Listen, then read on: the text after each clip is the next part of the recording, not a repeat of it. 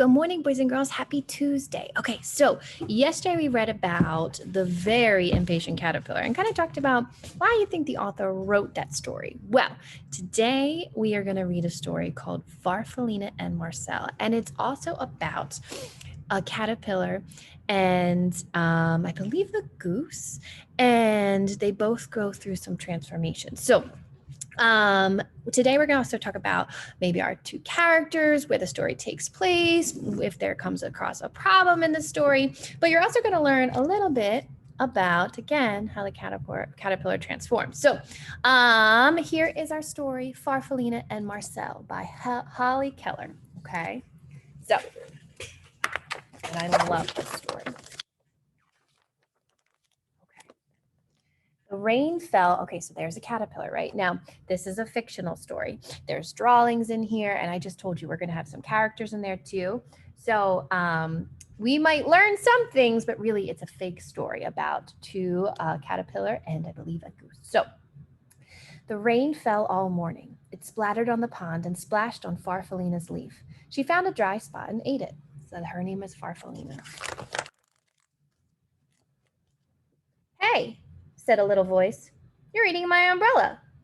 Farfallina peered over the edge. A small gray bird was huddled underneath. Farfallina liked his soft feathers and his gentle eyes. I'm Farfallina, she said as she slid down to the ground. My name is Marcel, said the bird. He liked Farfallina's smile and her pretty colors. Okay, so there's our two colors. Hey, where does this story take place? Where does it take place? Where's the setting? Yeah, outside, right? Outside, maybe near a bush or something. We got some leaves, some grass, definitely outside. And it's raining. The rain turned to drizzle, and Farfallina wanted to play. I'll hide and you find me, she said. Marcel agreed. Farfallina hid under a fern close to the ground. That's like another type of a bush. Because she knew that Marcel couldn't climb. Now I'll hide, said Marcel when he found her, and he hid right behind the tree because he knew that Farfallina moved slowly. Well, she is a caterpillar, right? I can take you for a ride on the pond, said Marcel. Farfallina inched her way up to Marcel's back. You tickle, said Marcel, and he slipped into the water. Farfallina giggled. There's so much to see, she said. Now that's pretty awesome, right? They became friends, right? And yeah, they're still outside. And Farfallina gets to ride on Marcel's back and kind of explore that pond, right? Because a caterpillar really can't swim. So this is really special for her. Farfallina and Marcel played together every day. They liked the same games and they liked each other. But one day, Farfallina was not herself. I'm not sick, she told Marcel. I just a little uncomfortable. I need to climb up onto a branch and rest for a while. I'll wait for you, Marcel called. As Farfallina made her way up the tree, Marcel watched until Farfallina was completely out of sight. Then he settled himself in the grass and waited. Now, and we talked about the hungry caterpillar. The very impatient caterpillar. The hungry caterpillar is a different story. The impatient caterpillar, right? What happens? How do they turn into a butterfly? They have to go up into that chrysalis. And does it take a day? No, right? It took like 2 weeks for this caterpillar, right, to become a butterfly. So right now, Farfallina is like, it's not like I'm sick. I just feel uncomfortable. Like I'm just going to go take a rest, right? She didn't really tell, right, Marcel how long she was, because I don't even think she knows how long, right? Maybe she's like the other caterpillar is like not really sure. So she's crawling up there, and so Marcel waited in the grass. Now, if you wait a few minutes for a friend, that's fine. If you wait 2 weeks for a friend sitting there, you have to go do something. You got to go home. You got to eat. You got to go to bed. Maybe you got to go to school. You got to work. You can't just sit and wait there. So night came and then morning. But Farfallina didn't come down. Marcel called to her, but she didn't answer. He was worried and terribly lonely. Weeks went by. The afternoons grew longer and longer, and Marcel went to the pond. He was growing, and when he looked at his reflection in the water, he hardly recognized himself. So let's take a look real quick. Marcel, what does Marcel look like? She's got like grayish, maybe. Yeah, but maybe she's turning her flower. She's turning a little color. She's like a grayish, whitish right there, right? But now look, Oh, I keep saying her, him. Now look at him, right? He's changing colors too. His feathers are turning color. Yeah, okay, so I just want to show you. Here's his picture. But remember, let's see, this one? He's a bit different, right? Can you see that? He transformed a little bit. He's a little bit darker. Yeah, especially dark around his head. He went back to the tree every day to look for Farfallina, but she was never there. And after a while, he gave up. He didn't know what else to do. At the top of the tree, Farfallina was snuggled in a blanket of glossy silk. That's her chrysalis. She was growing too. Now, I don't know if you can see. Can you see this tiny little? Yeah, that's her little chrysalis, right? Remember the impatient caterpillar? They were all in the tree. There she is, right? But he doesn't know that. So if we were talking about our story, we have our characters, where it takes place. What's kind of the problem that's happening here? Yeah, Marcel is missing Farfallina, the caterpillar, right? Marcel doesn't know what happened to her. She went up in the tree and she'll be like, I'm just going to rest for a little while. And he's like, what happened? It's been 2 weeks and I'm changing. Where are you? Right? He's missing his friend. Doesn't know what happened to her. The sky was blue and clear the morning she was ready to come out and open her beautiful new wings. She had no idea how long she'd been up in the tree, and she floated down to find Marcel. I'll just wait, said Farfallina when she didn't see him, and she sat on the flower. So now look at Farfallina compared to, where's our caterpillar? Remember, that's what she looked like? Now she's a butterfly. You see that? Yeah. Night came and then morning, but Marcel wasn't there.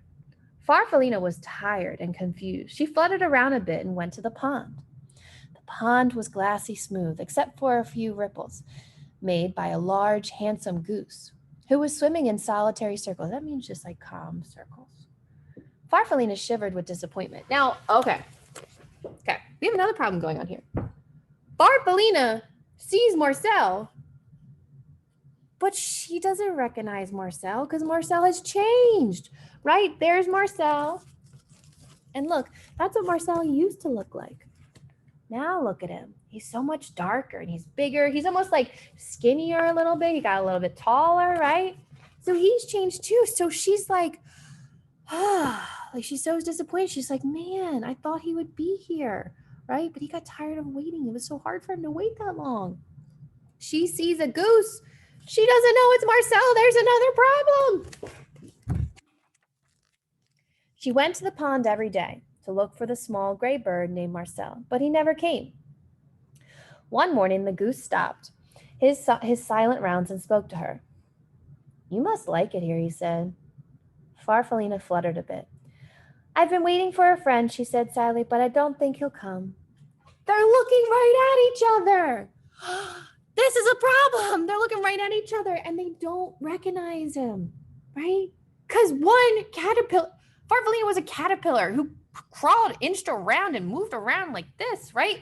Now this is a butterfly. He's looking at a butterfly. And she saw this like kind of chubby, light gray, cute little bird, right? This goose. She had no idea that he could turn into this. Marcel liked her smile and her brilliant colors. I know how you feel, he said. I lost a friend too. She just vanished into thin air. Farfallina liked his sleek feathers and his gentle eyes. Oh, look what they're doing. They're doing what they've done before. A ride around my pond might cheer you up, Marcel said. Farfallina thought it would, and she settled herself on Marcel's back. So remember when they did that? Where is it? When did they go on the pond? Look, remember they were their babies. They were young. Now they're grown up and a bit different. And they don't know it's each other. Come on, guys, figure it out. Come on, you guys are both sad because you're missing your friends. They're right in front of you. It's funny, Marcel said, but I feel as though I've known you a long time.